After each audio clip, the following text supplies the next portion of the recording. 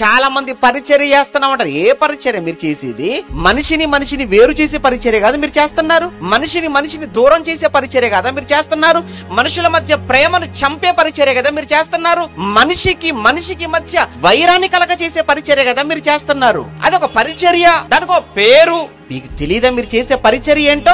ఆ రోజు అపోస్తలులు చేసిన పరిచర్య. మీరు ఒకటే గుర్తుపెట్టుకోండి, మనం ఏ బోధలో మనం ఉండవలసిన వారమో తెలుసా? అపోస్తలుల బోధ మర్చిపోకూడదు. బాప్తిస్మం తీసుకున్న తర్వాత నువ్వు పరలోకానికి వెళ్ళడానికి నీకున్న 4 మెట్లు అని ఒకవేళ నువ్వు అనుకుంటే అందులో మొదటిది ఏంటో తెలుసా? అపోస్తలుల బోధ యందును, సహవాసమందును, రొట్టె విరుచుట యందును, ప్రార్థన చేయుట యందును ఎడతెగక నువ్వు ఉండాలి. కంటిన్యూగా నువ్వు చేయవలసిన 4 కార్యక్రమాలు పరలోకానికి. అందులో మొట్టమొదటి అపోస్తలుల బోధ. ఆ అపోస్తలుల బోధ ఏంటి తెలుసా? సమాధాన పరిచర్య.